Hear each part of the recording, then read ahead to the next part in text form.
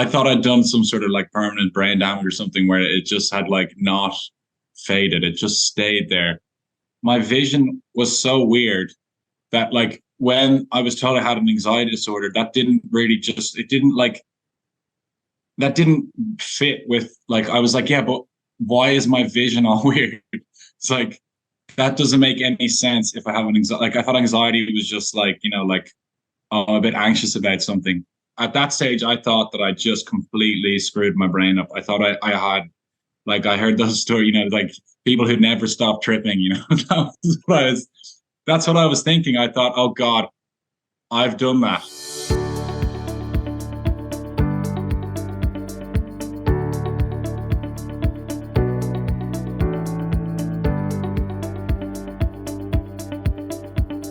Hey everyone, I'm Sean O'Connor, author of the Depersonalization Manual, and today I'm speaking with Finn Conaty from Dublin, Ireland. Finn is 25 years old. He suffered with DPDR for 7 years, triggered by a bad drug experience. But fortunately, Finn has since made a complete recovery, and he's with us today to talk about his experience with and recovery from DPDR. Finn, you're very welcome to the channel. Thanks for being with us today. Thank you very much. Yeah, pleasure to have you, man. Pleasure. Finn, can you tell us a little about yourself? Well, I'm 25. I'm from Dublin. I'm from Ireland. I'm a musician. I'm a zoologist, and I love playing sport. I love exercising, and generally being healthy. I think that's my new goal in life, is to be the ultimate pillar of health. Yeah, for sure. I did take a look at your YouTube channel, and I saw that you were banging out Dire Straits cover versions on the guitar, which, as a former professional musician, is extremely impressive. Like, those solos are difficult. Thank you very much. Yeah, I'll try my best. Yeah. So what brought you to zoology, Finn? I think I've always had a love of music. It's been my passion, like what I want to do for my whole life. But I think the lifestyle around music and the kind of atmosphere was not very conducive to like my good mental health, and I subsequently stopped drinking a couple of years ago. And once you start doing that, then you sort of kind of reevaluate, like, oh, what am I going to do with my life, and where am I going to go? And I realized that I've always had a love for animals since I was a kid. I really enjoyed watching things on TV, like nature documentaries. I was always fascinated by just, you know, the natural world. And I thought that as well as music, I wanted to do something that would be, you know, that it wasn't so focused around me, that I wasn't caught up. I think it was really bad for me mentally to be constantly in my own head, trying to, you know, just being super focused on creating and writing and not having any other focus or energy. I think, especially with something like DPDR, you don't want to be so introspective all the time. You want to be kind of focused and out doing things. So yeah, I think that's what brought me to it, is like something where I'm helping, if it's an animal or the environment or whatever like that, that like I'm doing something not kind of introspective, that I'm out in the world and I'm helping, and I'm focused on that as well. So yeah. Fantastic. Those are great motives. So Finn, can you tell us a little bit about your experience with DPDR and how did it start for you? Yeah. So when I was younger, I think I have a feeling that, and I've researched it a bit as well, and I think that I used to smoke a lot of weed, like cannabis, and I think that I think the strains are incredibly high at the moment. Like, they're incredibly high potency. Like, I think they've been ramped up or something. And I think I started to get really, really bad panic attacks from it, like severely bad. Like, I'm like, my heart rate would be increasing, and it'd be like really, really bad. But I just kept going. I wasn't very smart. I was very young, and I just kept doing it. And then eventually I took 2CB, which is like a synthetic psychedelic. And that just like, I think, was the final switch. It just, like, my body couldn't handle the stress of it anymore. And it just sort of sent me into that kind of like DPDR world where you're just like you're not in reality, and you're just kind of like, your vision is all blurry, and you don't really feel like you're in your own body and all that kind of stuff. And that's yeah, that's when it happened. And I just remember waking up and like just feeling really off, like a feeling like something had switched or something had, like I'd entered like some alternate dimension or something. And that's like your brain starts going off with all these crazy thoughts about like what's happening, where you are, and yeah, that was the start of it. And I think it just, I didn't really know what was going on for ages. And then that cycle starts happening where you get like panicked about what you're feeling, and then you feel it more, and then you get panicked, and it's just like, it can be very difficult, or it feels like you can't sort of find your way out of it. It's very disorientating and like uncomfortable and not pleasant.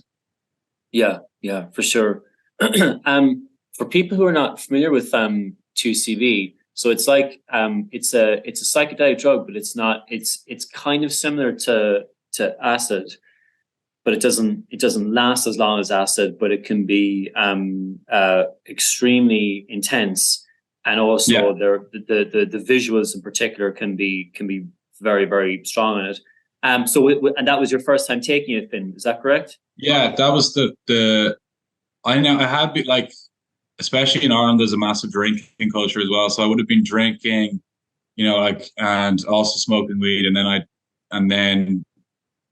took the 2CB. And to be honest, the experience itself was fairly innocuous. It was really weird. Like I had a really weird experience. I wouldn't say it was enjoyable, but I don't remember being like super kind of panicked. But the thing that panicked me is that like it didn't feel like it ended. It just felt like it never wore off. It just felt like I was just constantly like, I thought I'd done some sort of like permanent brain damage or something, where it just had like not faded. It just stayed there.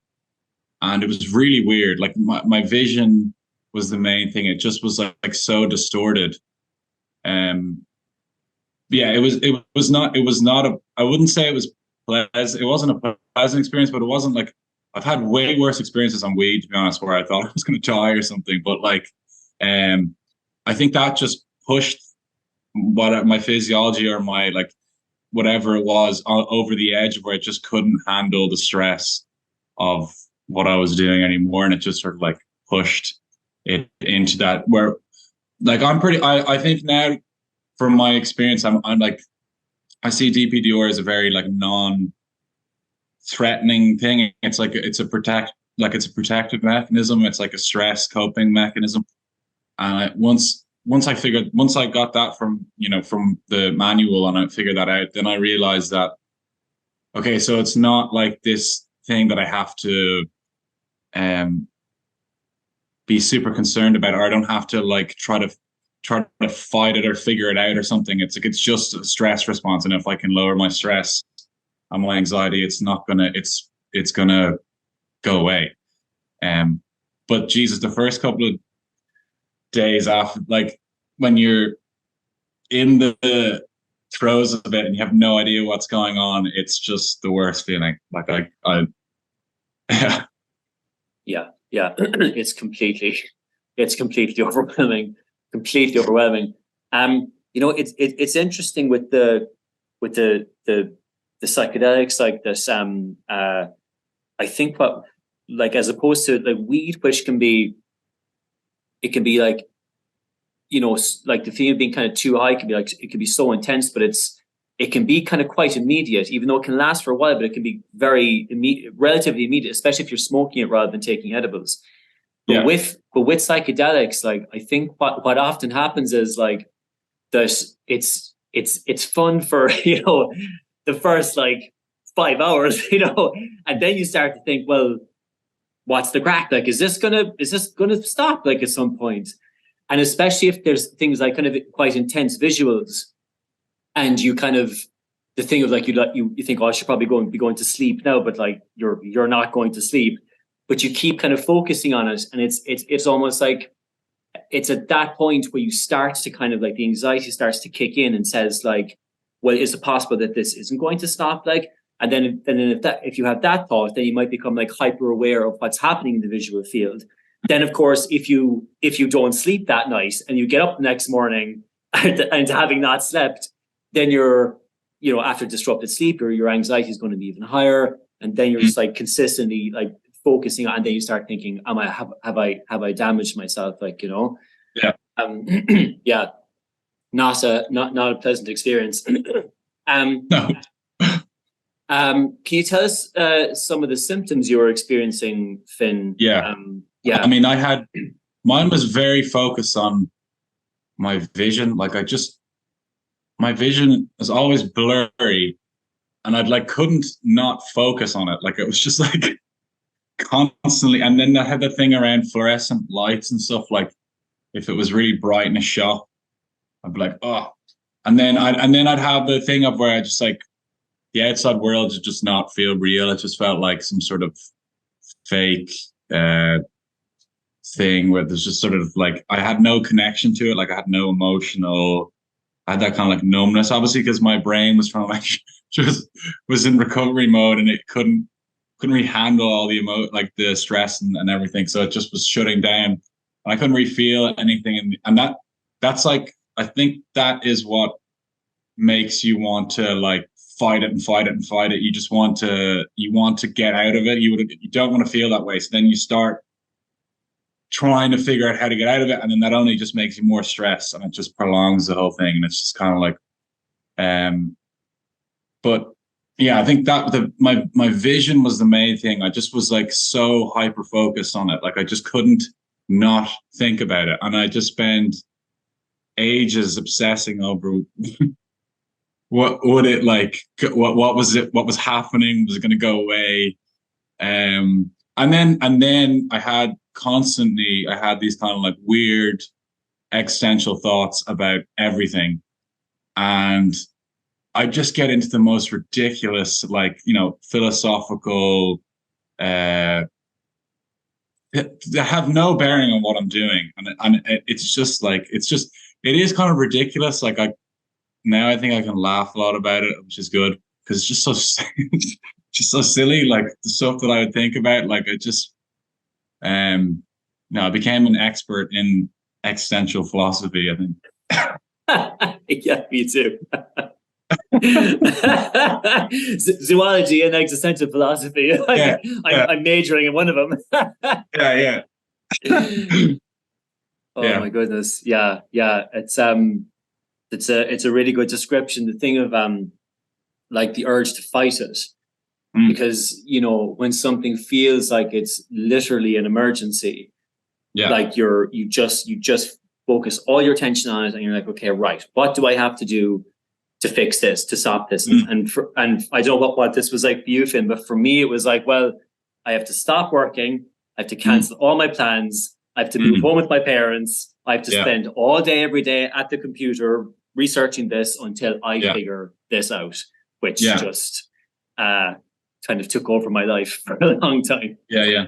It becomes, I had the obsession around it. I think, I just was like, I think I just became obsessed with like existential questions. Like I felt like I did a similar kind of thing of where I really isolated myself, and I got like really obsessed with it. I got really obsessed with like trying to figure out, basically, I think I was trying to figure out like what the meaning of life was, like what, and if I could just get that, then everything else would fall into place. And then is that asking too much? Like,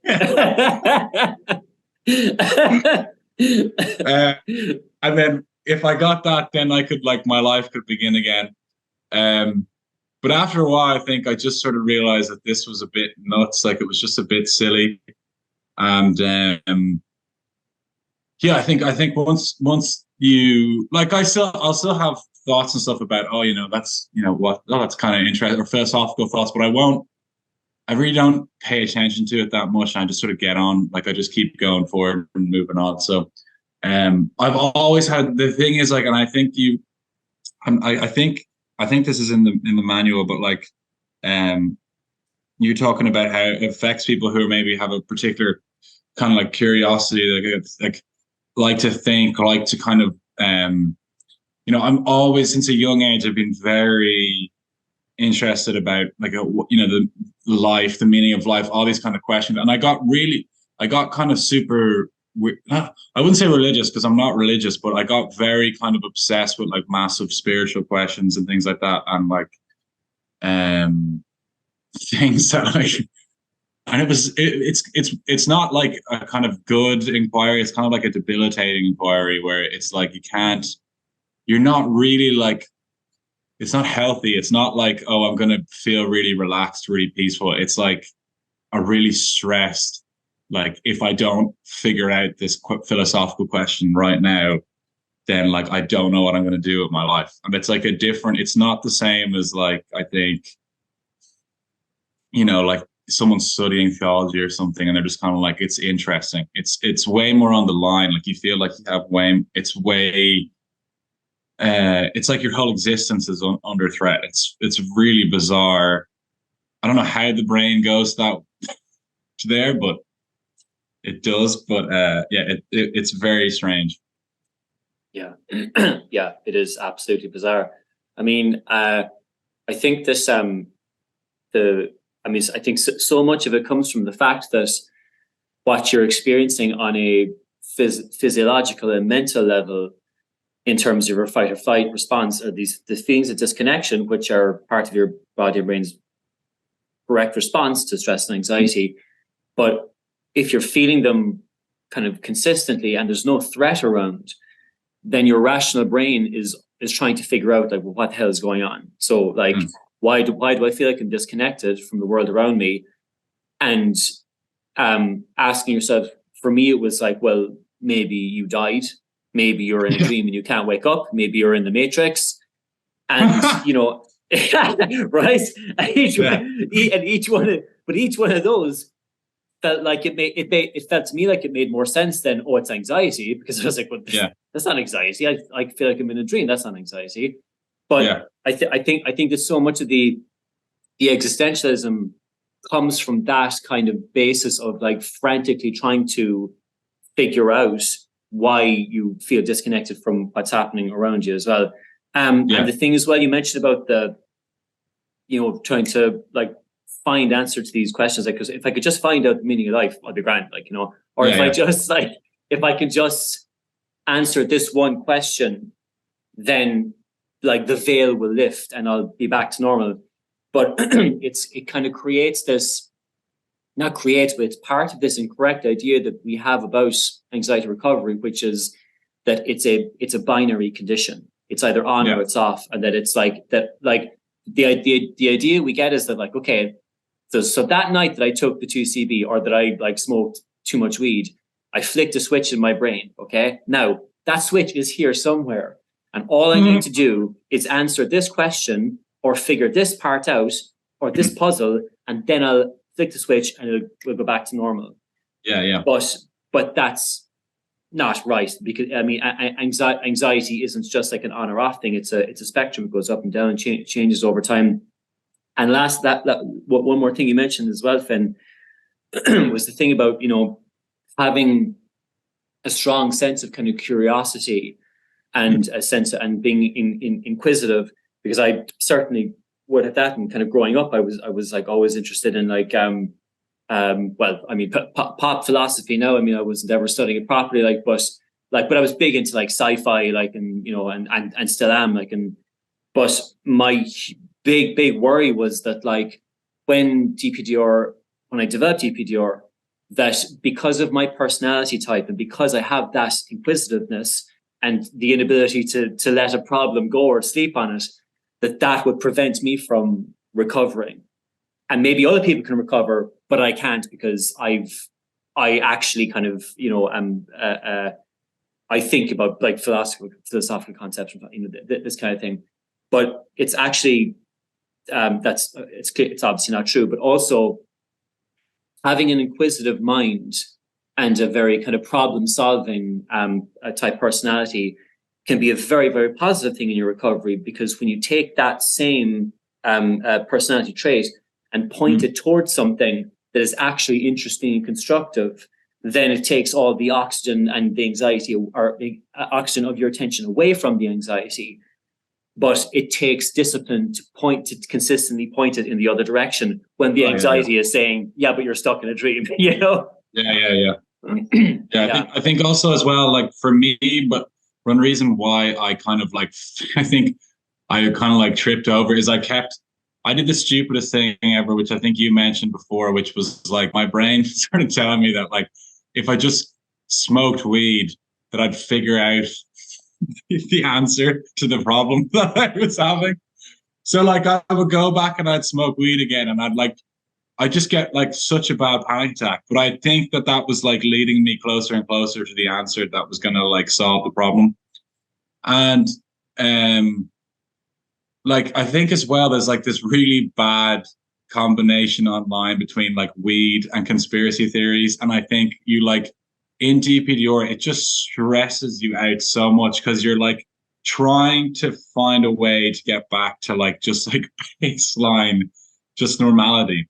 And then if you're like smoking weed or whatever, and you're like get that the psychoactive thing, and then there's all these kind of like things on the internet, you're just freaking yourself out. And I think I did that for like, it wasn't like even, I don't know what I was doing. I think I was trying to, like the weed, I never even enjoyed smoking weed really. Like I think the first couple of times was okay. But like once that existential thing kicked in, I became obsessed with, as you were saying, like I'm really good at now, like I can, if I'm playing music, I'm so focused.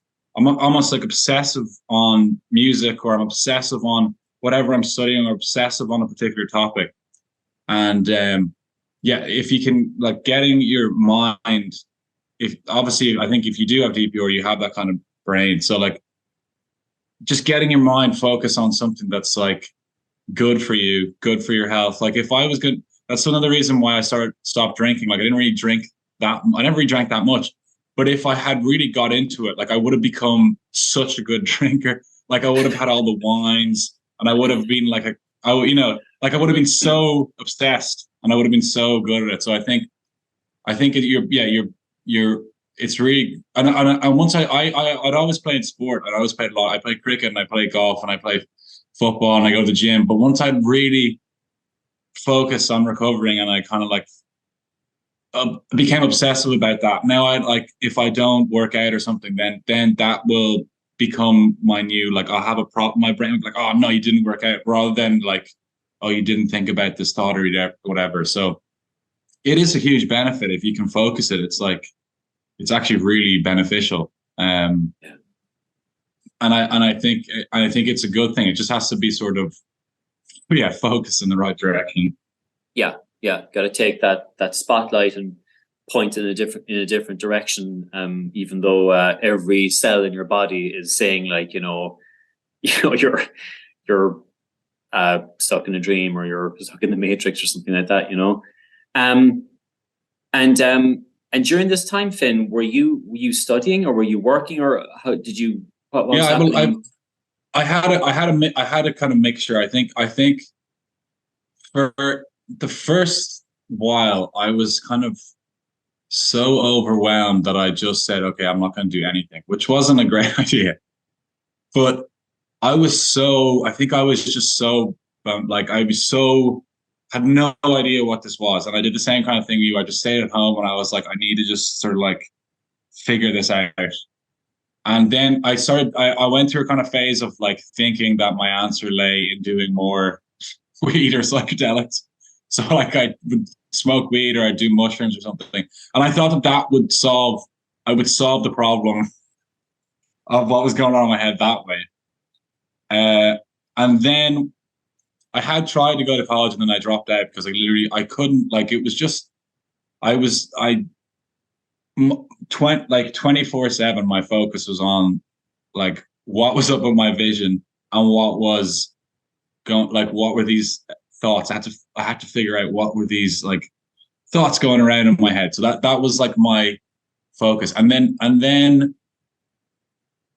I think I just hit a point of where I was like, this is not going anywhere. Like, this is not, I'm still in the same position. I was like, I've thought about these thoughts for so long. and nothing has changed.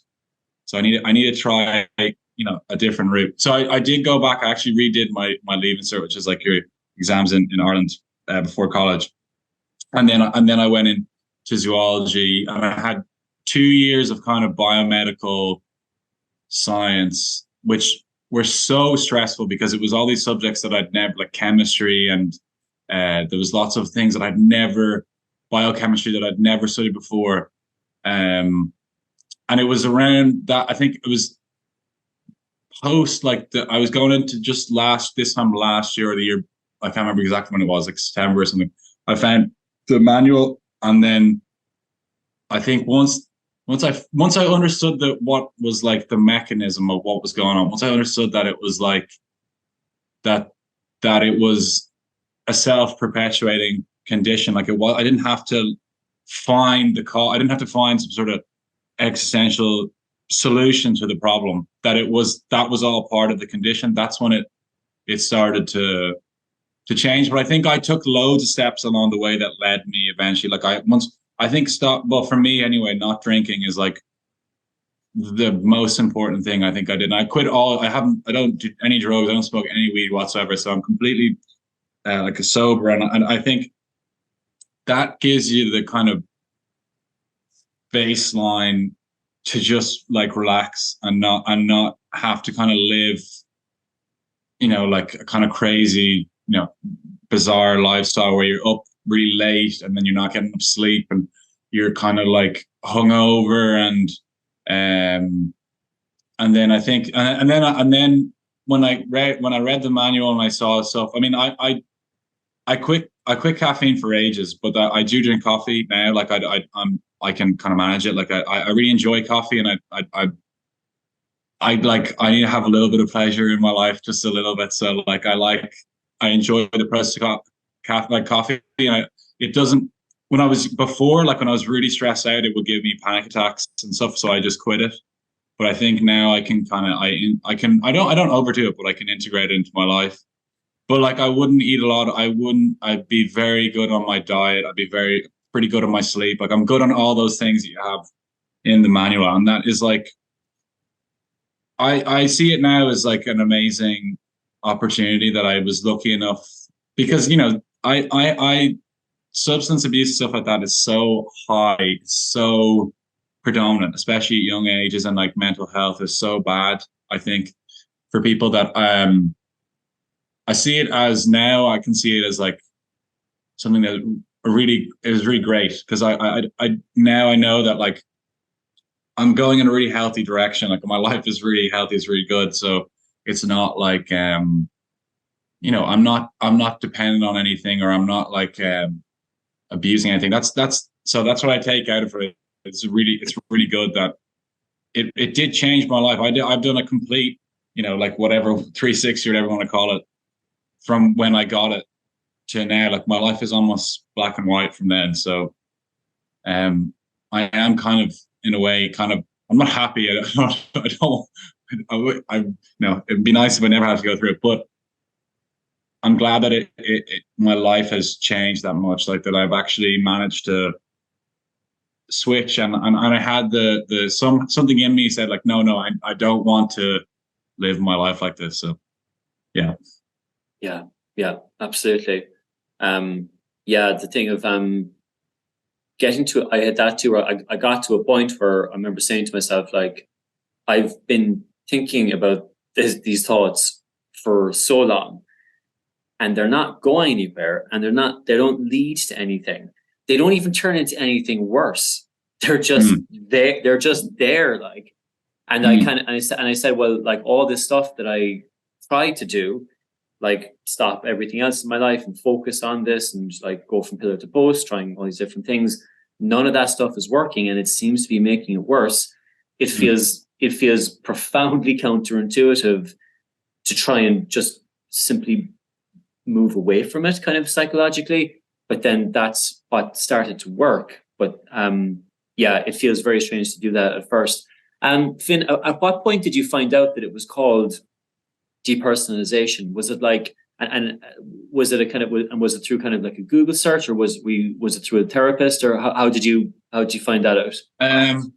I think it was through Google. I think I had looked up. I think it took me a while to like, and to be honest, it didn't. I often wonder whether it would have helped me like never Googling it, because once I became so aware of it, then like I became even more aware of the things that like I was like, I became even more focused on it actually.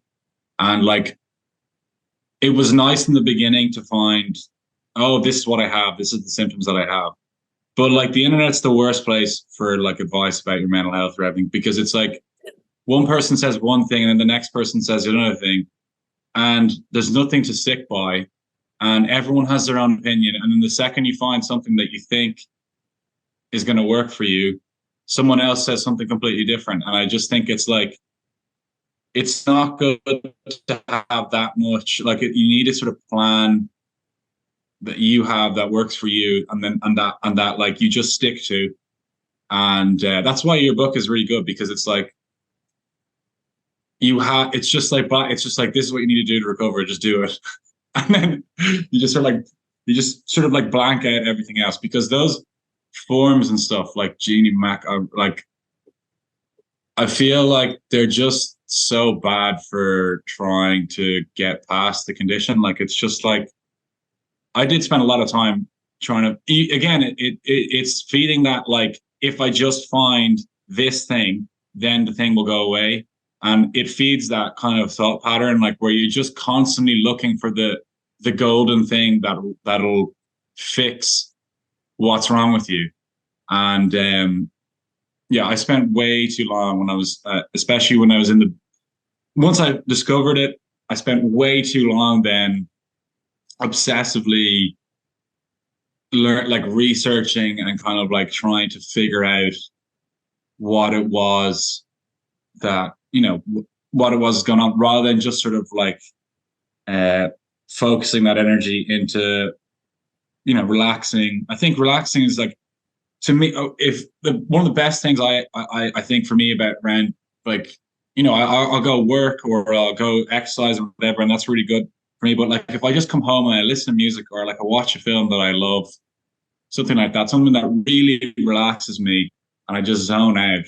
That's like, I think that's, if you have really bad DPDR, that's like just get anything like super stressful out, just take that away and just sort of like do things that make you feel relaxed and that you enjoy. If it's going to a movie, or if it's, going out to see your friends or whatever it is, that kind of stuff, it's so good. It's good for you, and it's good, and it helps you relax. And also, anyone who's in the middle of it, once the symptoms start to dissipate, you're like, you're kind of like, you don't take anything for granted again. Like you're like everything is like, wow. You're like, wow, I feel it's so amazing that I get to like experience this. I get to like watch something, or I get to go see my friends or whatever it is. You kind of have a newfound wonder and stuff for life. So it's definitely just, don't lose heart around it when you're kind of stuck in the middle of it. That like it definitely is. It gives you, once you're past the symptoms, it gives you like a new lease for life. I think it really does. Yeah, certainly. And it's interesting the thing you mentioned as well, Finn, about the searching for that, the one thing that's going to fix it. Like, and again, it's as we talked about earlier, like it's the idea that like there's a light switch.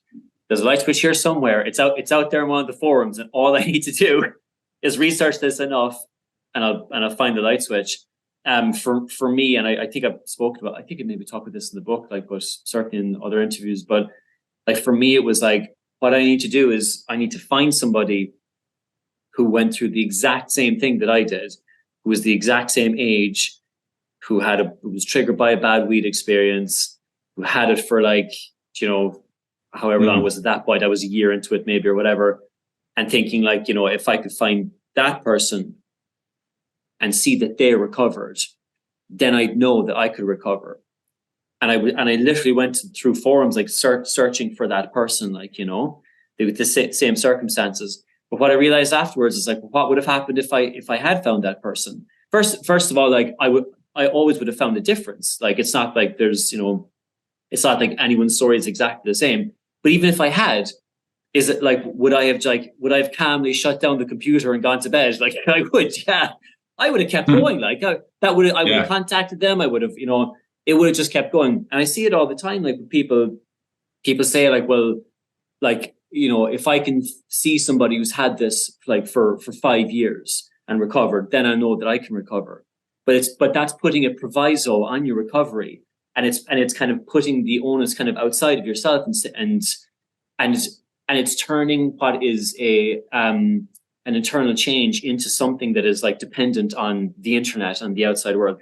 And also like the thing you mentioned as well, like, but the forums, like, I mean, I think I've been thinking about it like this, like, we can't agree about climate change.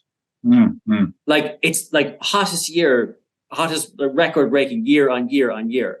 And like, you bring up climate change, like, and people go, yeah, I'm not sure about that. It's like, no, we are sure. Like, we are sure. And neither of us are meteorologists, like, and we don't get to have a chat about this. Like, we can't agree on climate change, and we get into like fights on forums about it. How are we going to like agree about something that's as subjective as an anxiety-based condition, you know? So yeah, there's absolutely a sense of community and camaraderie when you get to the forums, and there's a sense of, oh my God, this is like other people are experiencing that. That's great. But for me, there definitely came a time after which, like, when I understood what the condition was, and I understood what I needed to do, and I understood that the symptoms I was experiencing were under that umbrella, that when I stayed on the forums after that, it was just scratching an itch. It was just checking in. It was just a habit, like, you know. And I made good friends on those forums. I met people in person, like, years later, who I befriended on the forums in those days. So there's definitely a connection there, but you do have to prioritize yourself at some point and say, like, I can't spend like 45 minutes out of my day talking and thinking and comparing and contrasting my symptoms of depersonalization, and then wonder why that evening I'm still thinking about my symptoms and depersonalization. You know, it just kind of keeps it going. Finn, what was your experience in terms of speaking to doctors or therapists? Did you seek out professional help? Yeah, I did. Yeah. I mean, I again, like, I think when I went to a psychiatrist, and I think I just got, like, they just said I had an anxiety disorder, because I think it like kind of hit the umbrella of what that was. And I took medication for a while, but it worked in the beginning. But I think my problem was that I wasn't committed enough to my own recovery at that stage. I was kind of like still, I think, kind of not really fully, totally, you know, I wasn't really meeting the standards that you'd need to recover, you know what I mean? So like, I was kind of still taking it lighthearted. I may, you know, I would have not really been that healthy, and I kind of took the medication thinking that it helped, but I don't think I did enough on my end, and I still didn't really have a full understanding of the condition either. I think I was just thinking along the lines of, like, the thing for me was that my vision was so weird that, like, when I was told I had an anxiety disorder, that didn't fit with, like, I was like, yeah, but why is my vision all weird? It's like, that doesn't make any sense if I have an anxiety. Like, I thought anxiety was just like, you know, like, oh, I'm a bit anxious about something. Like, not why is my vision, like, why can't I see properly? That was, and I did the same thing as you. I went to, you know, I got my eyes tested. I did all those kind of things. Like, I just couldn't, like, figure out why my vision was like this. And I think that, and then I did go to therapy a few times. It helps as well, but I think the issue is it's just not, like, focus on the condition enough. It's not like you're like getting kind of like therapy, which is good, but I think that the other problem is if the person isn't aware that you have DPDR and you start talking obsessively about these things, and you're talking obsessively about like these thoughts that you have, and then you're just obsessing more over it. That's what I think, like, it wasn't their fault. It was just that like, I didn't know what was going on. I don't think they knew what was going on either. So it's like, yeah, it needs to be, and I think you're saying it is, but like, I hope that it gets more attention and more common knowledge that when like someone goes in, that they just recognize, are you having these symptoms? Like, because it's a pretty easy thing to identify, actually. Like, are you having a vision? Are you having these existential thoughts? Okay, then you're probably having this. So like, that would have been so helpful, I think, for me, if I had just gone in to a place and they had said, oh, look, this is what's happening. It's a well-known, like, disorder. You just need to try to relax. You need to try to like, just not obsessively think about it and like obsessively focus on it. That would have been so useful, I think. So yeah, hopefully it improves that element. Yeah. And you're absolutely right in that it's an easy thing to identify if the professional asking the questions is familiar with it.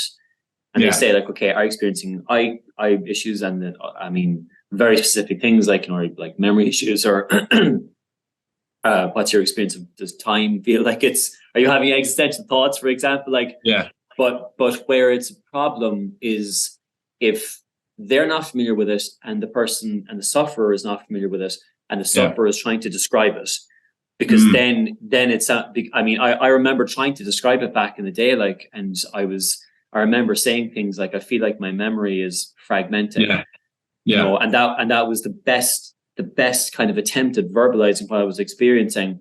And yeah, the doctor, my GP at the time, did also say, to his credit, he said like, that does sound like it's anxiety, but same as you, I was kind of going like, okay, that's good to hear, but also anxiety doesn't affect your vision. Like, anxiety doesn't make you feel like you're in a dream, unless I've been grossly misled about anxiety.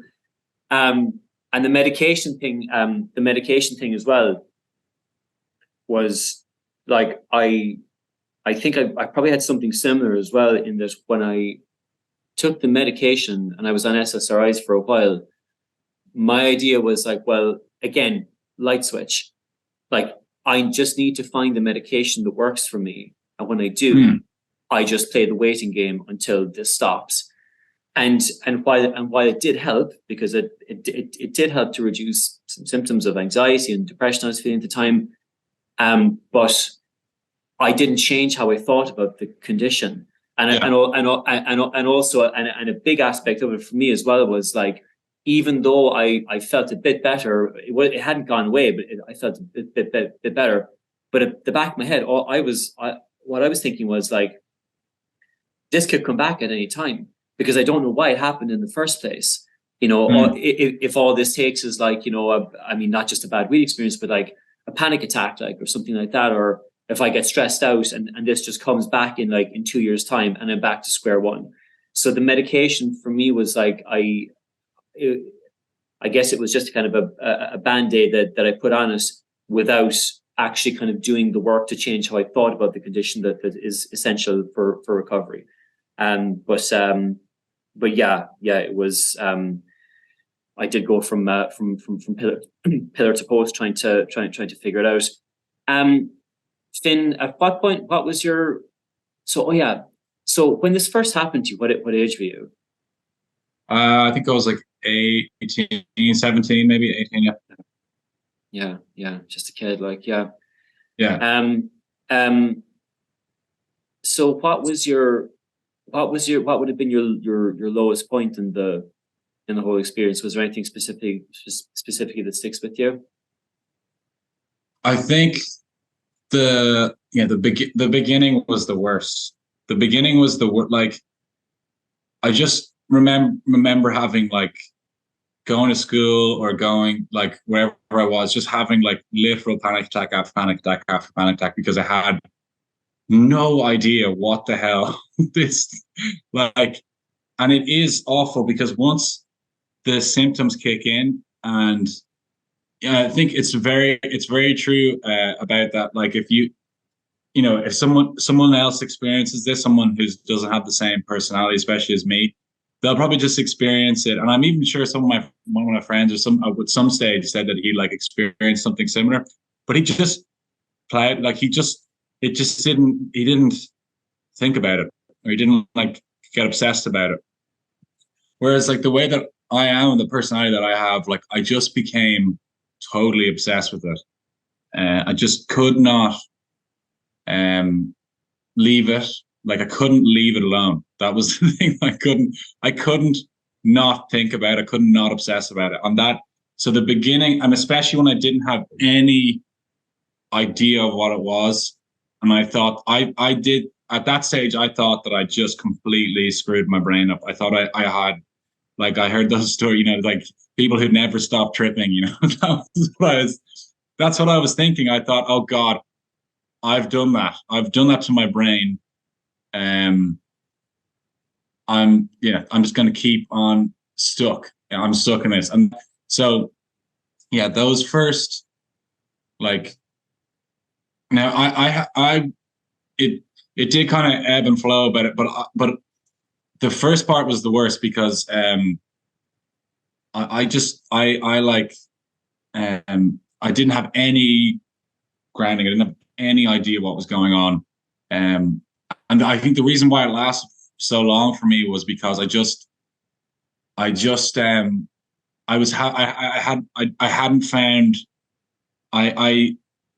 became obsessed with the thoughts, and I became like, I did the really silly thing of trying to like take more things to try to figure it out, and that only perpetuated the condition longer and longer. And I think that that's why it's so important that people know, like, have some sort of awareness around it, or they have like if you're a medical professional, it's kind of written into, I don't know what's called, the DSM-50 or something like that, I think it's called, or that they just have like that check. Because if I had gone there and they had the markers for it, I think earlier I would have gotten help, like the help earlier on. It wouldn't have gone on for so long. I don't think the length of time that I've had it was anything got to do with because I had some sort of like, and also as well, during that period of time, I had periods where like it wasn't, I almost kind of didn't have it, and then I had it, and then I did, like it was fluctuating a lot. It wasn't just like the thing the whole time. But I think if I had just gotten that, like if I just gone somewhere and they had said something to me at the beginning of it, I would have gotten over it in a couple of weeks. Like it's just about that. Once you figure it out, like once you just understand the condition, I think, then it's sort of the weight of it, the kind of intensity, and the sort of, it taking up your whole attention just sort of dissipates. You don't really care that much about it anymore. You kind of go, oh, well, if it's there, it's there. And if it's not there, then it's not there. And I'm just going to keep on going on with my life. Yeah. There's, I couldn't agree more. Like there's such value in just having somebody explain to you what's happening, and and you give a list of like absolutely bonkers symptoms, and they just go, yeah, that's it. Yeah. Existential thoughts. Yeah. Visual stuff. Yeah. Oh, you better believe it. Like, you're ticking boxes, but like, I always like think of it as if, think of it as if this had manifested as like, or imagine somebody who develops claustrophobia. So they have a panic attack and they develop claustrophobia, right? And then they go to a doctor and they describe the symptoms of claustrophobia. And the doctor says, well, that's claustrophobia. If you feel like you're kind of hemmed in small spaces, you have a panic attack in an elevator, you don't like being in the car, you don't like being in the subway, there's a lot of people around or whatever. And the doctor says, that's called claustrophobia. It's harmless, it's temporary, it's an anxiety-based condition, it's super common. People get this and recover from it all the time. You don't need to worry. Now, that's not going to, you're not going to go, oh, nice one, happy days, I'll talk to you later. But it gives you a starting point. It just says, it puts parameters on your experience. And it just says, here's the path that you follow, and do this, and you'll be fine. As opposed to what happens still most of the time, I think, with people with DPDR, though it is changing, but you just get, even with the diagnosis of anxiety, which is technically correct, there's not enough parameters on that, and you're still just kind of left to your own devices to try and figure out, but the vision thing. So then you go to an optometrist, and just like I did, and get tested for glaucoma, and it's not that. So and then and the list goes on, But again, it is changing. The awareness of it is changing, and I am speaking to more and more people. I do coaching sessions with people, and I'm speaking to more and more people now who are going to their doctor, and the doctor says that sounds like it's depersonalization, which 10, 15, 20 years ago, it never happened. It never ever happened. I sometimes speak to people who developed it in the 70s or the 80s, and there was literally no support system. There was literally no way to even find that the words depersonalization existed. But again, thankfully, that is changing. So Finn, how did your recovery start? And you kind of mentioned some stuff briefly earlier, but maybe you said that how you thought about the thoughts themselves, that was a milestone. Finding the term depersonalization was an important part of it, but how did the actual process of recovery start? What did it feel like for you? The other thing I want to mention is just I had really bad intrusive thoughts as well. I think that's what other people get. I had thoughts about fearing loss of control over my body, that I'd do something really bad or something, that was awful. I remember having it sounds nuts. That's why I don't I found it very hard to say it to the people, because they think I'm going crazy. I think that was another thing. But if I was around a knife or something, I'd be so scared that I would do something weird or crazy or something, and I'd be it was terrifying. And I had the same thing. I think you talked about food as well. I just couldn't eat. I was looking at it, and I would just be it looked like this kind of dead sort of weird matter, and I was almost repulsed to even go near it or eat it. It was really weird. But I think the recovery thing for me, it was definitely it took me a long time to just I think really commit to really say, okay, enough is enough. I need to just not, this is ridiculous. So I think, the first thing was definitely maybe some people can, but if I was hungover, I couldn't, it would make, first of all, I wouldn't sleep properly. And then second of all, I'd be so hungover that I would be I just have the worst, it would magnify my symptoms so much. I was not only, because I think when you're in that kind of with the vision and everything, and you kind of feel oh, is this ever going to end? You just feel being hungover is just, you don't need it. So that was the first. Once I just stopped drinking, that automatically the anxiety level just dropped a lot. And then I still, for some reason, I persisted smoking weed, because I thought that if I went back and I just kept doing it, that eventually I'd find the answer, which was so dumb, and no one should do it. And then eventually I just thought, oh God, this is ridiculous. I'm not doing this anymore either. And then, after I got to that stage, that was maybe 3 years ago, maybe, that was the first stage of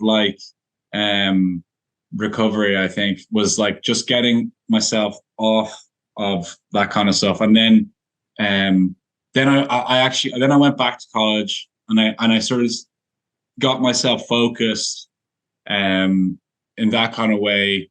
And then I think then once I found the manual, once I read that, then like it kind of like put the little things together that I hadn't got in terms of my recovery. And that was like the thought processes. Why the big thing that the vision thing was the thing that once I read that in the manual, I had the audiobook and I'd listen to that, and I'd listen to like about the vision. And once I realized that my vision was just a part of the condition, like it wasn't something that needed to be solved. I think that was the beginning of the end in terms of the condition, because it was like, for so long, my anxiety had been around, why is my vision so blurry? And I mean, that, like, it's crazy thinking about that now, like how that thought led to just constant anxiety. But it's so disorientating because you can't see you can't really see properly, and you feel kind of cut off. And I think once I understood the mechanism, once I understood what it was, why that was continuing on, then it kind of like it just and then I had already been doing lots of things anyway, so I had kind of like built up enough of a routine and things that I was not. I was out and I was doing loads, and that kind of helped bring everything down. But then, once I figured out that mechanism around my vision and the kind of like thoughts, this condition perpetuating itself. Once I could break out that cycle, then that's when it started to end. So, yeah.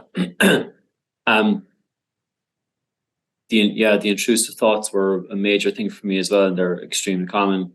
They're a very common part of all anxiety-based conditions. One of my big ones was that I could never drive my car again. I could never drive a car again because I would lose control of my body and my limbs, and I'd crash the car probably into a large group of people. And this was a very, very visual fear. I was petrified of that happening. The thing was that, like, as I recovered, I kind of focused on that question or that thought, and I asked myself again, like, but like, do you have any evidence for that happening? Like at any point in this experience, did you lose control of your body? It's like, no, I didn't. I didn't even faint. Like, I mean, it was horrendous. Like, it was deeply, deeply unpleasant, and I was terrified. But I never lost control of my body. Like, I never like lost consciousness. Like, nothing like that ever happened. Nothing like that ever came close to happening.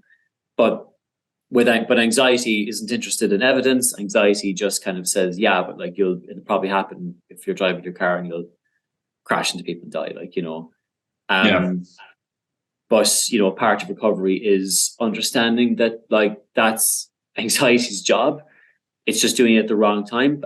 Anxiety is not interested in like a simple kind of a medium take on a situation. Like, anxiety's job is to jump to the worst catastrophic conclusions.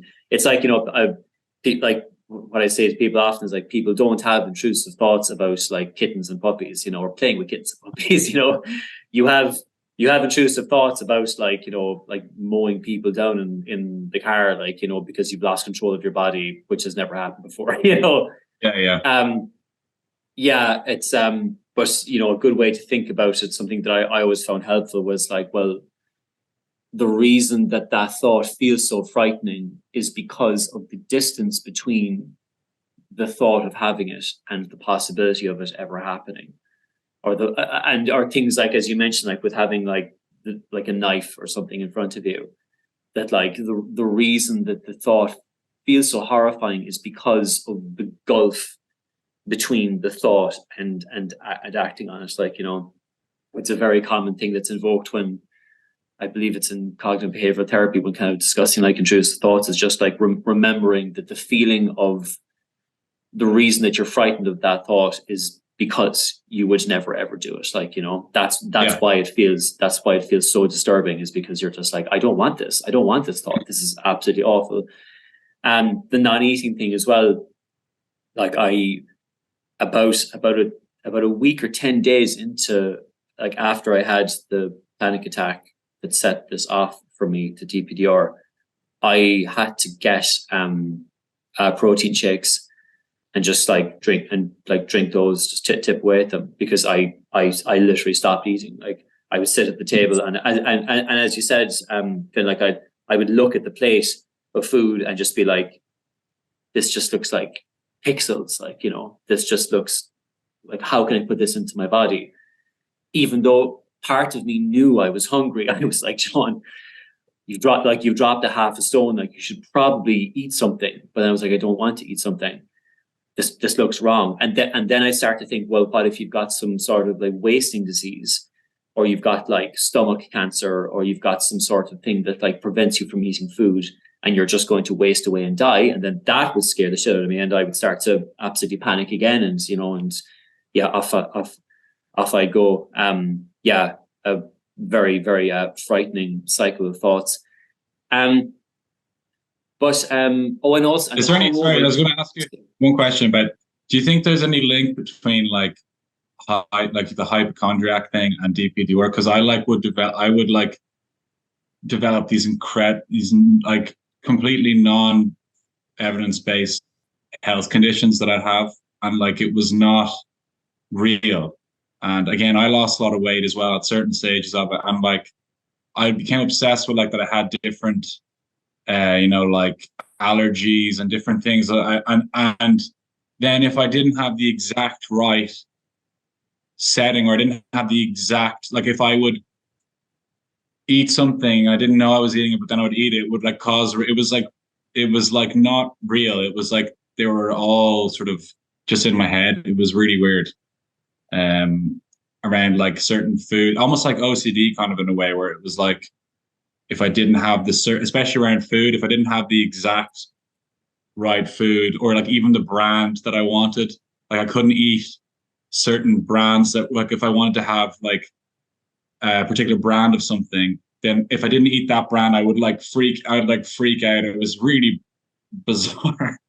I think it all just linked into the anxiety and everything. Yeah. And and so much of that is kind of driven by the hyper awareness of your thoughts, of your own body, and of your surroundings that happens in fight or flight. But also, especially towards the start, when like you don't know why this happened. You're like, I don't like, why did this happen? Like, could it be because of like some sort of accumulation of circumstances, one of which is my dietary choices? Maybe there's some sort of bizarre allergy that I have to this specific type of food or something, which sounds like ridiculous in retrospect, but when you're going through it at first, like, that feels like it makes just as much sense as, but it's just anxiety. It feels like it makes more sense because there's more of a sense of kind of impact or kind of drama to it than just like it, because it's anxiety just kind of like lumps it into something else, like, but that's just anxiety. Whereas if you say, well, what if I possibly am having some spectacular, rare allergic reaction to this brand of pasta? Yeah. That feels like it's more consistent with the scale of the experience of what you're feeling than it's just anxiety, But yeah, no, certainly I was like watching everything that I did, and also trying to observe like what made this better and worse. But also kind of ignoring the things that were clearly making it worse, like researching it all the time, and instead kind of looking at like the brand of pasta I was eating. Yeah. And it's interesting as well, Finn, like developing it at the age that you did. I mean, I was like slightly older. I was 20, well, I was a bit older, 25. Like, and as you mentioned, like I think it's a good thing to develop it, like, because if you're going to develop an anxiety-based condition, which like 1 in 3 people will develop at some point in their lives, but developing it at a young age in a way is kind of a good thing, because at least you get that experience under your belt at an early age, and you and you can recognize, you become intimately familiar with stress and anxiety, which are normal parts of life, but you also get the benefit of understanding why the condition happened in the first place, and in the understanding of it, you prevent it from ever occurring again. But one of the frustrating things about it happening at a young age is that you want to party. You're like, well, yeah. I was in Cork at the time, and I finished college, and I was like, Jesus, like, let's go, and then it was like, oh no, you can't be hungover anymore, and then pushing it and kind of thinking you can get away with it, and then realizing you can't, for me, I did eventually find a balance where, and also, like, socializing it's very important. It's not, it's so good to kind of go out and go to music gigs and see your friends and stuff, and that's great. But for me, I had to get to a place where even if I had a drink, I'd have to have then a pint of water or a non-alcoholic or something like that, so that by the end of the night I wasn't pissed, and then the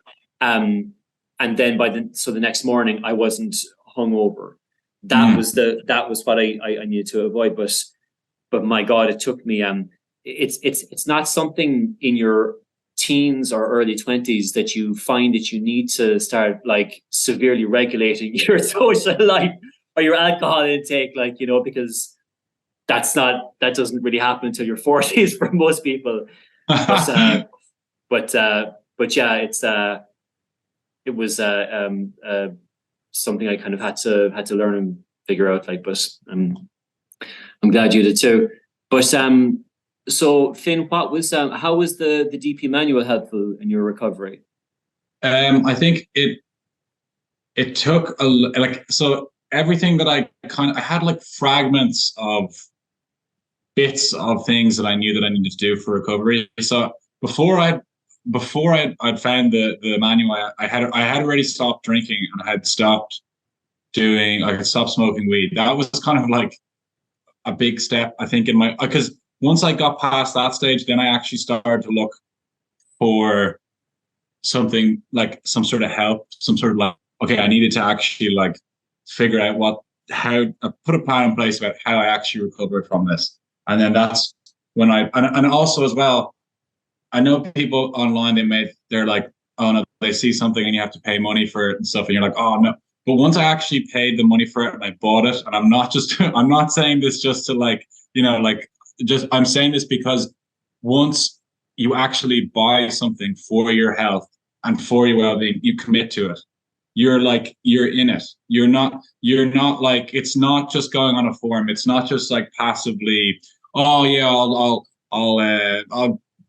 I'll look at that. No, maybe I'll do it. Once you commit to it, you buy something and you're in. And that's, I think, what for me was the big thing was once I bought it, I committed to pay the money.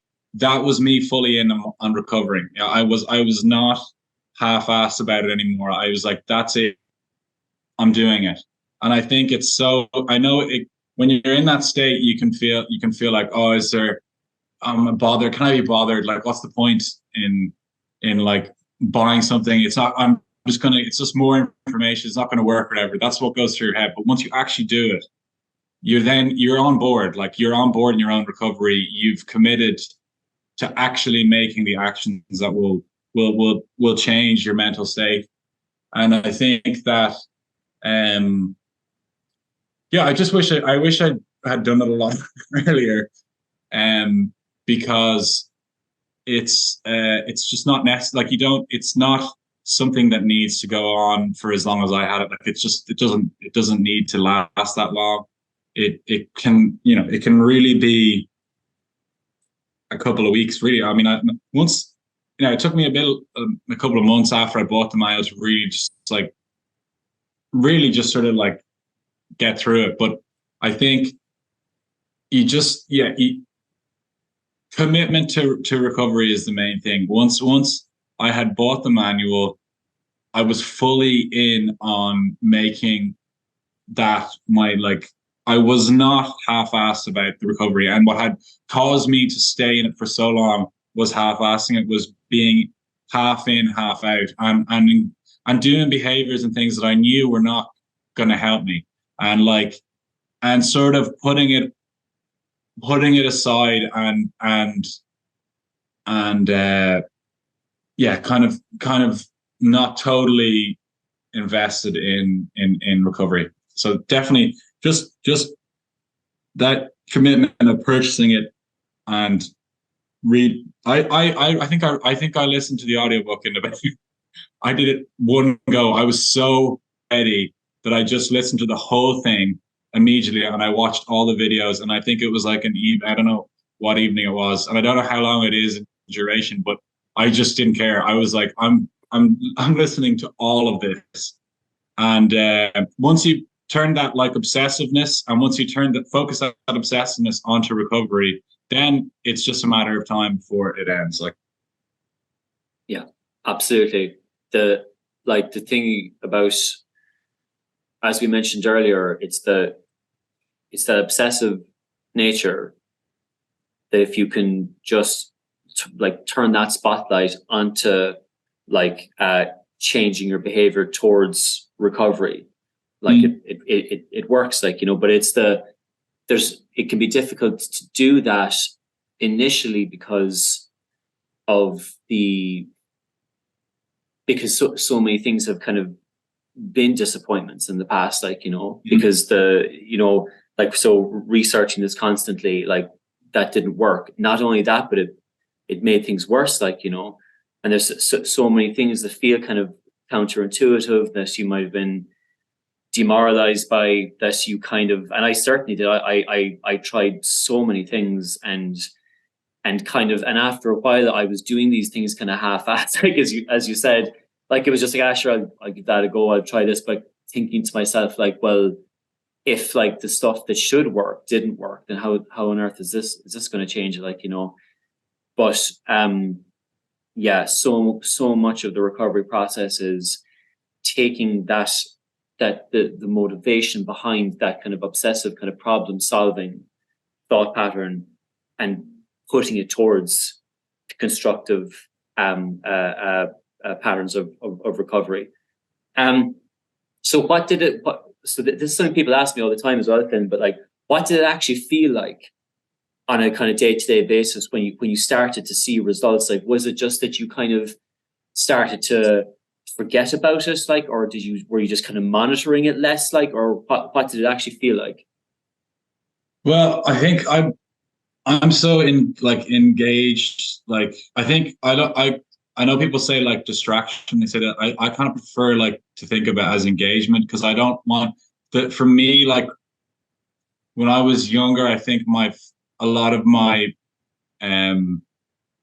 I was kind of not really I wasn't really engaged with what was going on. So I think being fully engaged, immersed, also as well challenging yourself, pushing yourself on a mental level. So for me, going back to college and studying something as difficult as zoology, while I struggle with it a lot, it's not easy for me. It's really challenging.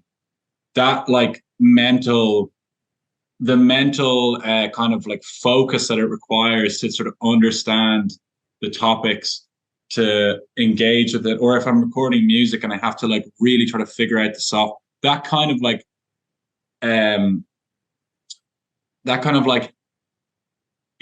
focus and really putting your brain at that kind of level of challenge is really good. And then I think it just I think I really just stopped seeing it as something that I needed to even be bothered with anymore. I think I just was also as well. I hit that before I bought that. I was so I'm so done with whatever this is, that I was just committed. And once I was committed, then I just I didn't really think about it that much. I just kept doing and going on. I mean, I'm very active now. I'm constantly out exercising. That's another thing. I think exercise is I think it's, for me, it's been one of the most important things. It's because you just you're taking that mental energy, and you're kind of, it just dissipates. You're like, if you get enough exercise in, your body gets knackered, your brain just sort of like switches off. I think that, and I'm going to take it more and more. I think the other thing as well is that, like, it's really important not to see recovery and then recovered, and then just like say, oh, I've recovered. Like, the thing is, you want to keep going, and that's what I feel now, is like, this is only the start of where I can like push and bring my life to. I don't want to see it as like, oh, I've recovered from DPDR now. No, I can just go back to the way things were. I think that's like, that's another thing that you have to get over. It's like, your life is now, if you have to, this is a change in your life. Like, it's not, you can't go back to what caused your DPDR and like go back to the way that you were living when it was triggered and expect that it's not going to come back, or that it's not going to, like, you need to live your life. I think that for me, that's what it was. Like, you need to live your life this way now. It's not, you don't really have a choice for me anyway, is that like, my mental health, my well-being is the main thing, and I'm going to keep on going. I'm just going to keep on getting better and better and better. And I'm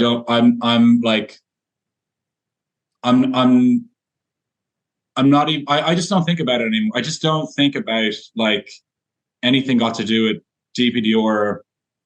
I don't have any interest in it. It just, my focus now is on how I just get from this level to the next level to the next level. And that's how I think that's a good thing, that it's trained my brain to think that way. I'm no longer thinking about like, oh, when the day comes, that's all gone. It's all gone. It's just all out of my head. So, but yeah, I think, again, that's what I was talking about. Commitment is like, it can be really scary if you're kind of comfortable in your old habits. Like, for a long time, I was kind of like, oh, I won't really exercise. I'll do a bit of exercise. I won't really eat that well. I'll just, I'll do it a bit at a time. I think once once you start doing it, it's so much easier. You feel so good that you're just like, screw it, I want to keep doing this. This feels amazing. So yeah, I would say that recovery happens. So you recover and you feel normal again, but that's another thing. I'm like, don't let up. Don't think that like, I think you're much better thinking of recovery as something that happens and you just keep going. Because I think if you start like, I think it's a bad mindset to like think of things as like, oh, when I recover, I'll do this. No, just go do exactly what you want to do now and forget about the whole thing. You will recover if you just keep going and living your life. You'll recover, and then just so yeah, I'm now focused on just what my career, whatever it is, just keep doing that to the best of my ability. And I don't think about it anymore. It's really bizarre from going about thinking about it 24/7 to not thinking about it all. It's such a bizarre switch in experience. Yeah, it's something I say to people a lot, is that like, what you're aiming for with recovery is not like, it's not kind of like coming to terms with the symptoms or like learning to live with anxiety. It's like, no, what you're aiming for is that you are done with this. Yeah. Like that this has nothing to do with you anymore, because it doesn't, because you're not in danger. You don't need to have this fight or flight alarm system going off anymore. And that it feels so strange when you're, as you mentioned, and when you're kind of in the midst of it, like, and it just feels like it's everywhere, because we feel like we need to come up with all these kind of like goals and kind of provisos with, like, as you mentioned, I mean, for me, it was like, well, if I can get out of this, like, I'll party for like a year. Like, and for me, it was like, I'll go to Southeast Asia and I won't be seen for like 16 months, like, right? But the thing is that like, even that's giving it way too much credit. That's like saying, okay, well, there's a goal for me at the end of this. Like, you know, it's like saying, well, I have the song stuck in my head, but when I get rid of the song stuck in my head, I'll have a pizza to celebrate.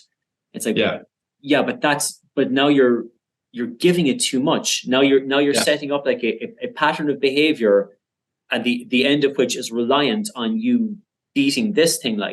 But that's just telling your brain that it's important, that this deserves your attention, that you'll get a big reward if, you know. It's like, no. Like, you need to be done with this in all capacities, like positive, negative, neutral. Like, this has nothing to do with you anymore. Like, it's something I say to people as well, is that like 1 in 3 people will develop an anxiety-based condition in their lives. Like, these are the most common things in the world. So like you probably know, we probably each know like a lot of people who have recovered from anxiety-based conditions. Those people who have recovered from anxiety-based conditions are not walking around saying to themselves, like, I'm so glad I don't feel anxiety today.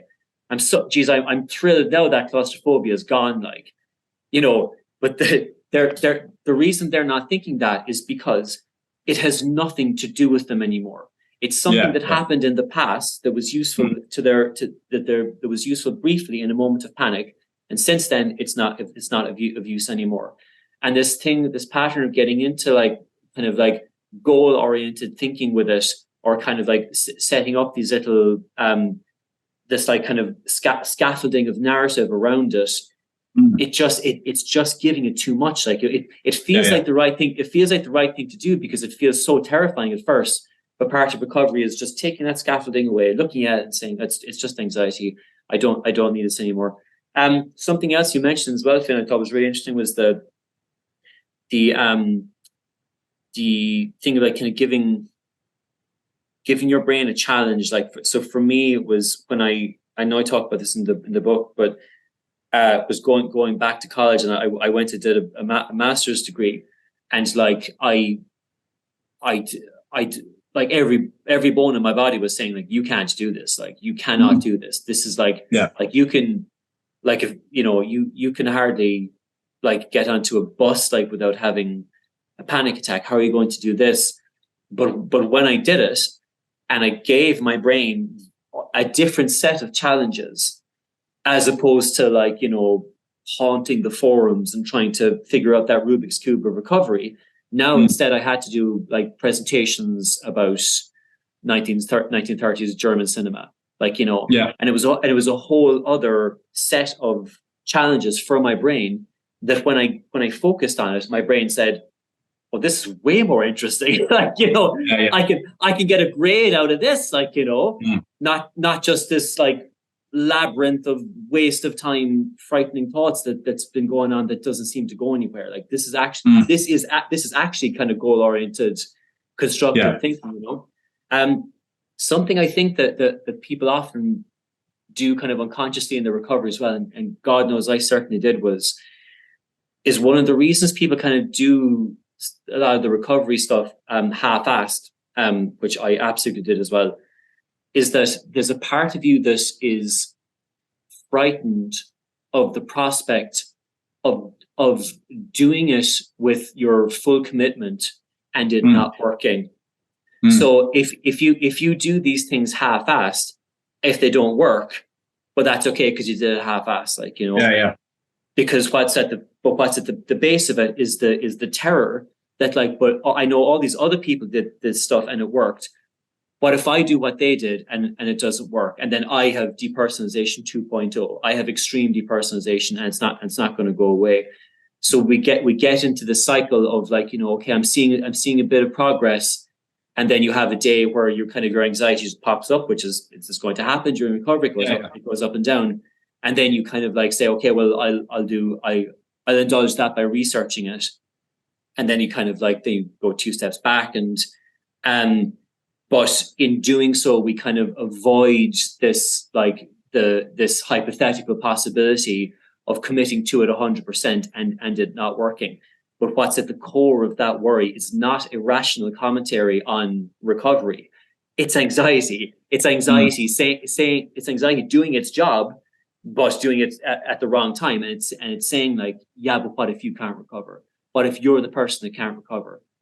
A part of recovery is learning to just spot that when it happens and not indulge it, not focus on it, not let that change the level of commitment that you have to the recovery process. I developed my own little phrase. Maybe it's just my Irish phrase because those people farming, but I just call it my plow on method. So I just like, when I have that, so like I'll get stressed or something because I think stress is just a part of life. You know, it happens. You're in work, whatever, you get stressed about something. But now when I get stressed, I just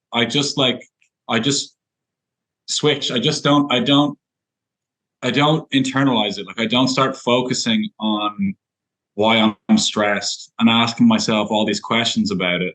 I just plow on with it. I just get on with what I have to do. And I think that's the like, for me, it was the key thing because it's really enticing to just sort of like try to figure out what it is. Like you try to figure out, why am I feeling this way? So why am I feeling stressed? And then you start like, or whatever, anxious. And then you start asking yourself all these questions about it.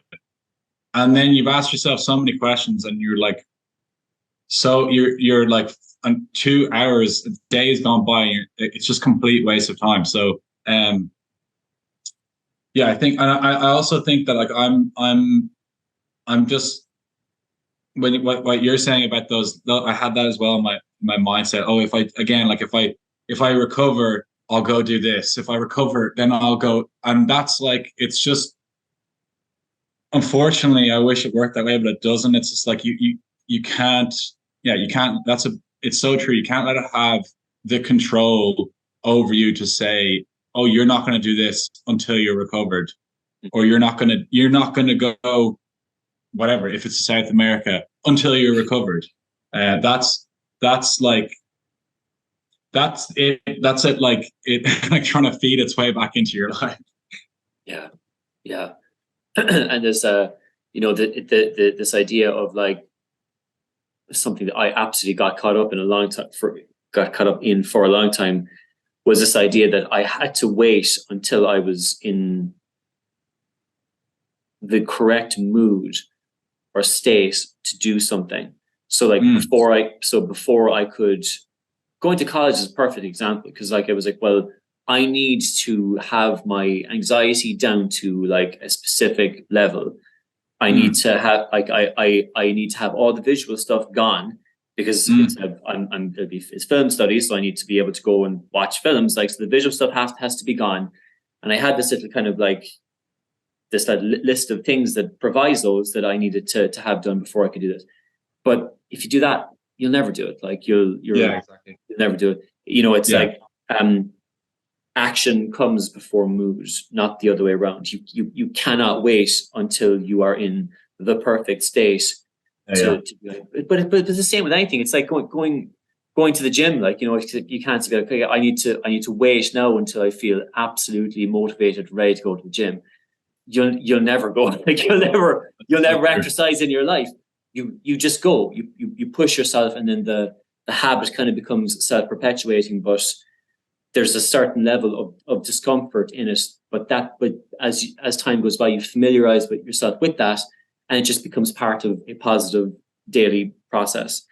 But pushing yourself through that sense of discomfort, and understanding that action comes before mood, and the mood will follow, the mood will improve. And the other thing I'd add on to that about, like, and it's in the manual as well, and I think it's like, this was so important. And I remember when I heard it on the audiobook, when you said that, like, I think it was like, what this was your last stop for DPDR. Like, this was you're going to get this information, and then that's it. You're not going to, like, what I would do, and I would do it with, like, it wouldn't even just be DPDR videos. It would just be stuff about anxiety. It would be stuff. I just constantly look up stuff online about it, and I constantly be thinking about it. And I have the feeling, and then I go, oh, I'm going to go look at something online. I'm going to go, like, you know, like make myself, I'm just going to make myself feel better. I'll just watch one video about it. I'll just watch something about it. And then I'll feel nice, and I'll feel like, you just can't do that, because it's not what it feels like.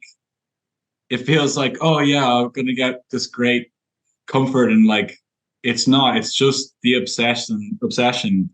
It's just wanting more obsession. Like it's not helpful. So I think that was a massive thing as well. And when I read that, it was like, this is the end of your of your like obsession with it. That's just huge, because I just stopped looking at anything got to do with anxiety, DPDR, and just over. I was just done with it. So that's kind of, I think, essential. I think you can't, if you're doing that behavior, you're never going to get yourself out of the kind of like thought patterns and whatever is going on.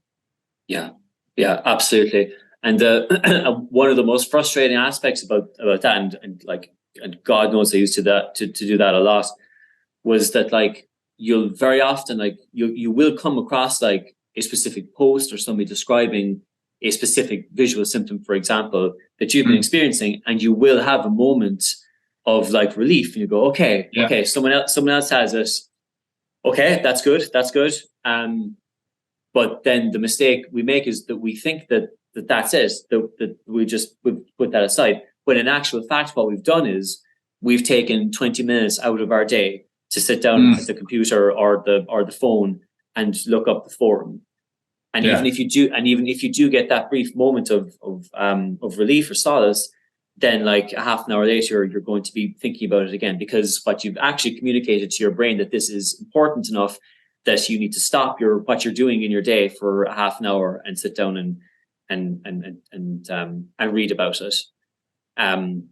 This was like clockwork for me. It was like clockwork. I talk about this in the book as well, I think, but like I literally had like a folder in my web browser of like recovery stories that if I was feeling demoralized, I would go and I would read through these stories, and you know, and then like I'd feel a bit better for a while, and then like that evening or the next day, I would wonder why I was thinking about anxiety and DP and DR when I had spent a half an hour reading about it, or an hour reading about it the day before.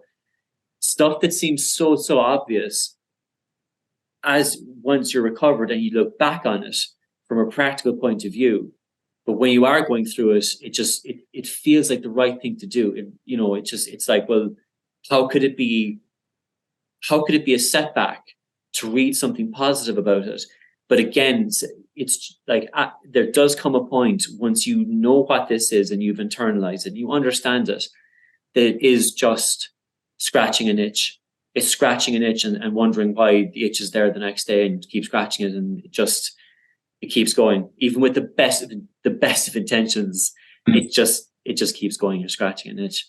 There's another thing as well I just want to mention, because if someone else has caught this loop as well, that it may help them if they hear this, is like I became very obsessed with sort of like spiritual, existential, sort of mystical things, because I think also as well because I was doing psychedelics and stuff. And I think that it's really important to notice, like I did meditation for a bit and stuff, just try to calm myself, but it's not, for me, it didn't, like, what you have to be really careful that if you're with that stuff, that it's not like, for me, it was obsessive. It was like, it was part of the anxiety. It wasn't, like I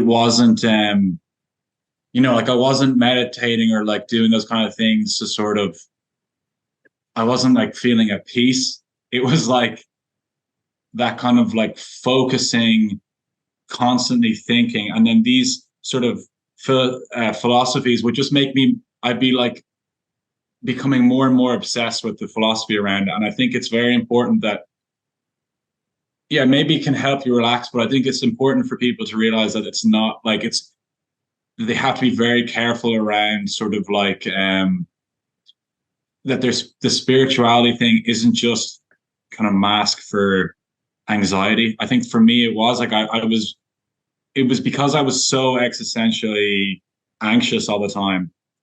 And I became obsessed with these like really kind of like,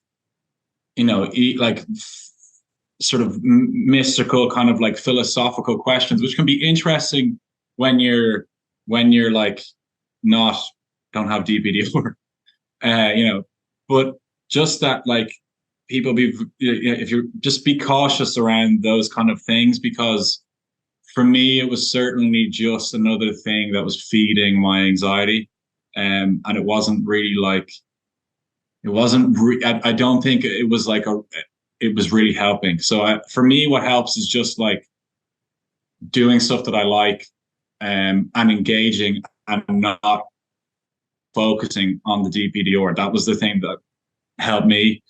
And actually I got caught a lot in thinking about these like spiritual questions. And I just think that you have to kind of, at a certain stage, I recognized this wasn't like some sort of deep spiritual journey that I was going on. This was just like really bad anxiety. And I think that that's super important for people if they're, they have the condition. 100%. One of the things that people often presume is happening is that this is some sort of spiritual crisis, or like some sort of an existential test or something, I certainly thought that at one point. And I mean, I've always been interested in, other like philosophies and stuff. And also like prior to my experience with DPDR, I was reading a lot of like Terence McKenna and Robert Anton Wilson and Grant Morrison, that type of stuff, which I love. I'm still fascinated by it. Yeah. But like what I started freaking out about was that like, well, I got too heavily into that stuff, and now I've opened this door and I can't close it, right? And now I've got I'm on some sort of spiritual gauntlet, but it isn't like this. What I always say to people is like, if what you're experiencing, if DPDR is like a spiritual test, or a form of enlightenment, is another thing people often think, oh, this is like, it's some sort of like inverted enlightenment or something. And what I always say is like, well, then like everybody who has a panic attack is experiencing enlightenment, it's because this happens to 75% of people, like they'll experience DPDR at some point in their lives. It's giving it way too much credit. But again, it feels like it's more consistent with the scale of what the experience is.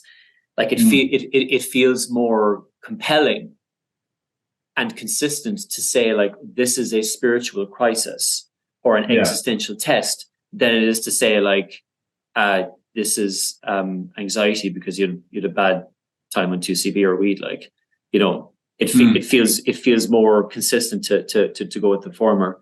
But what I found as well, and what people find during recovery, is that the stuff about spirituality or philosophy, ultimately the content of those ideas or thoughts doesn't matter.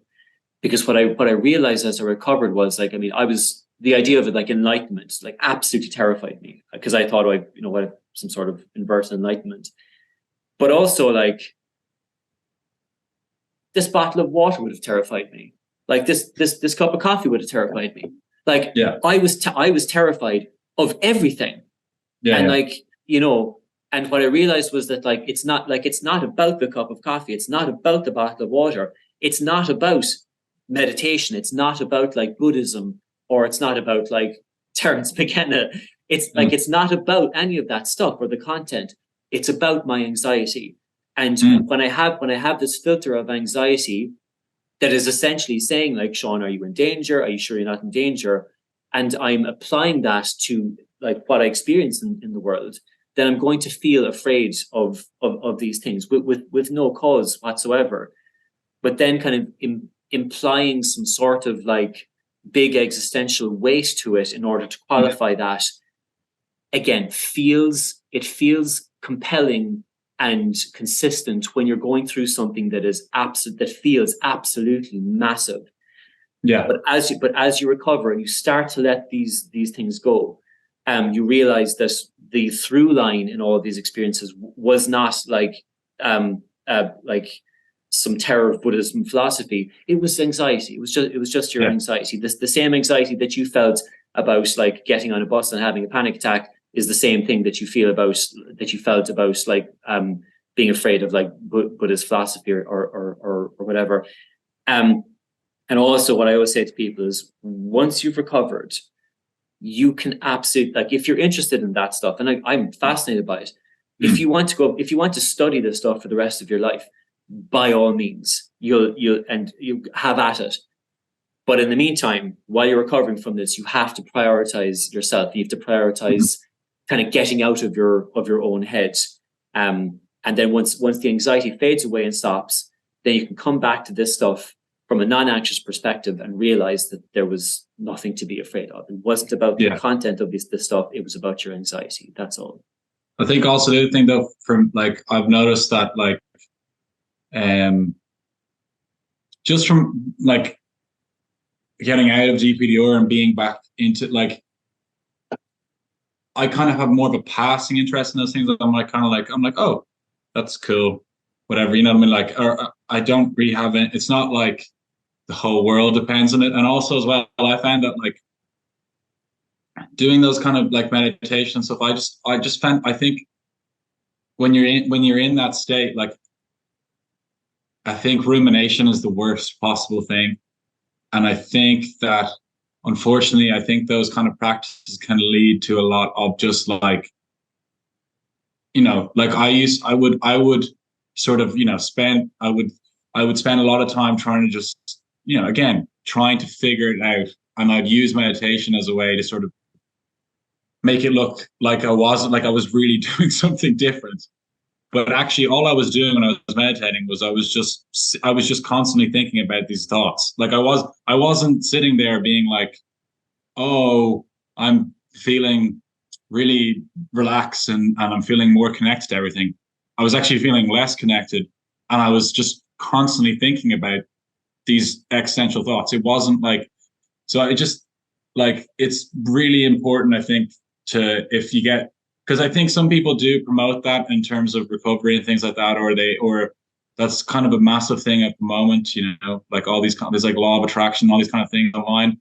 And I think for someone who is DPDR, I think it's just like it's the existential thing that I think is the problem. It's like, you don't want to spend your whole waking hours focused on existential thoughts. And so I just sort of cut it out. I'm just like, no, I don't redo it. So I just engage in my life and I just do those kind of things. I think, but it's so massive at the moment that I just hope that people who are experiencing DPDR, that they don't get caught in like thinking that that's like that they're recovering, but they're actually just sort of ruminating. I think that's a very important thing. Yeah. I found this. So I mean, I've been meditating for a long time. I still meditate every day, but when I had anxiety and DPDR, I did try to use it as a tool to feel better, and it didn't work. And initially, really, really scared me. And also, same as you, Finn. Like I felt like I was focusing just more on the thoughts. I think that, like, for me, looking back on it, it was almost kind of like saying to somebody, like telling somebody who's having a panic attack to just meditate, you know. Yeah. And by the way, like, meditation is like, it's like the best thing in the world. Like, I mean, it's good. Yeah. I'm so indebted. I wish I had started doing it kind of earlier on in my life, but in this context, in the context of fight or flight anxiety, when you're ultra focused, hyper focused on your own thoughts, that in that context, it is better to focus to train your attention out of your own thought process, which is what allows the anxiety DP to fade away. Now, I will say that I have spoken to some people over the years who said that they found meditation helpful in their recovery process. What I imagine is that like it was probably kind of towards the end of the recovery process, where you're able to, where you're kind of like seeing progress already, and you say, okay, I think I can start to kind of do maybe some guided meditations, especially like where you're actually kind of like being given a specific thing to visualize and focus on, as opposed to like, like silently focusing on your thoughts for 20 minutes. So it's not something that I kind of rule out completely with people when they ask me about it, but what I always say is that like it is entirely possible to recover with or without using meditation. And personally, I would err on the side of not using it.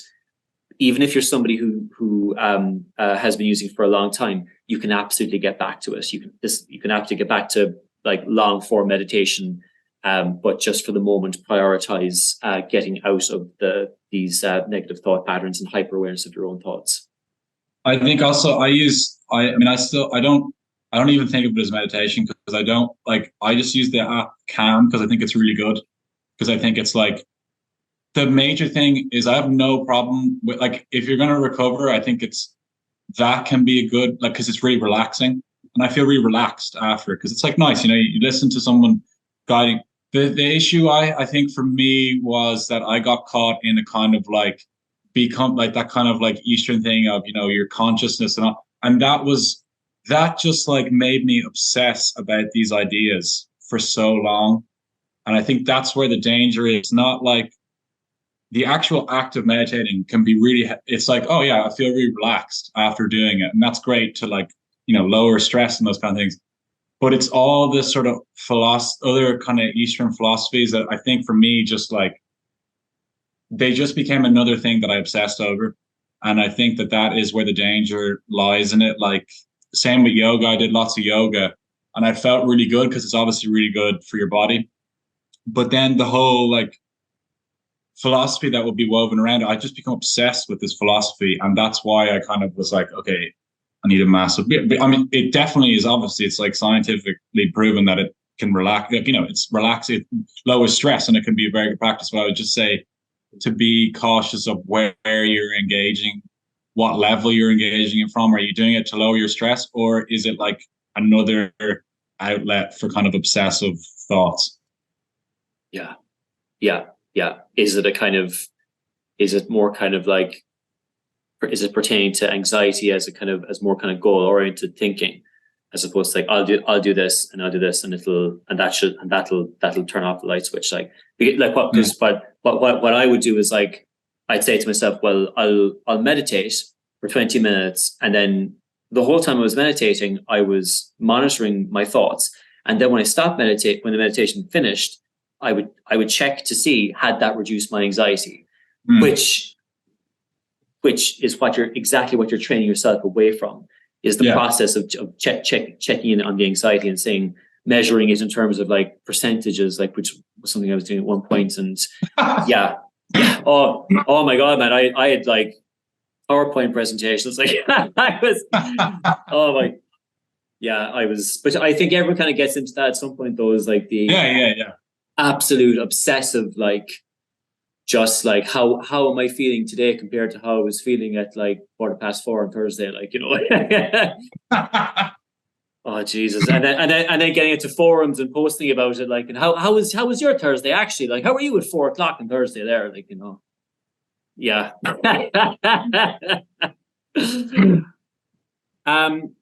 Finn, what advice, last question, man, what advice would you have, so as somebody who had DPDR for 7 years and has recovered completely, what advice would you have for somebody watching the channel now who may be going through what you went through years ago?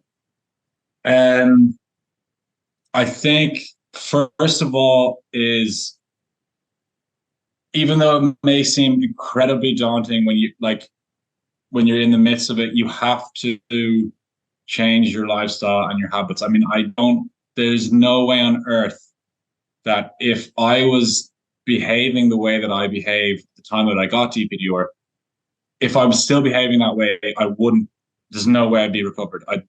I'd still be just completely anxious, completely having these like panic attacks. You have to live a life that is, first of all, just healthy. And I'm not trying to give people, if someone can manage to drink or whatever, they can have, and they can still live a healthy life. So that's up to them. I'm not, you don't have to go completely sober if that's not for you. But I think you have to live, a lot, like just basic scientific evidence on what constitutes being a healthy person, like eating well, sleeping well, lowering stress levels, making sure you're exercising enough, having particular goals, focuses, things you want to achieve, working towards them, those kind of things, to just live a healthy lifestyle is the main thing. And I think if you and again, commitment to being to living that way. If you may go through a phase of where you're kind of half in, half out, but once you commit to recovering and that's your focus and your goal, that is what's going to get you out of it. Otherwise, you just need to be so determined and put all that energy, obsessive energy, into just recovery. And then I think that's how you get out of it. So yeah, healthy lifestyle, healthy, make sure you have good relationships in your life, and also, living a low stress or anxiety lifestyle that's conducive to well-being. I think if you do that, it's just a matter of time before it knocks off, before the switch goes off. And as I said, I think, as when you're recovering, try not to engage in maybe super loaded philosophical things that just heighten that existential anxiety. And then if you can recognize that existential anxiety is you're not actually engaging in some sort of amazing new philosophical discovery. All you're doing is just all you're doing is just making yourself more anxious. So that's a really important thing as well, is that it's not anything it's just anxiety. So they're definitely and also buy your bloody manual as well, because it will make you committed. That's what I said it earlier again. Once you purchase the manual, you are totally in, because you paid money for it. And that is a massive psychological step, because you aren't literally invested in it. You're not going to half-ass it, because you've spent your actual money on it. And for me, that was the big difference. That was the big step, was I had fully and totally said, I am going to recover. I am going to put in place the steps that mean that I recover. And I think that is honestly the best thing that you can do to recover from DPDR. Then before we go, I'm going to, if it's okay with you, I'm going to post a link to your YouTube channel across the socials as well. And because I know you've done some interviews on there as well, but what I'm most concerned about is that people need to see your cover version of Sultans of Swing. Okay, my entire space, because it is absolutely belting, it's one of my favorites. Maybe just share that video then. Just that video.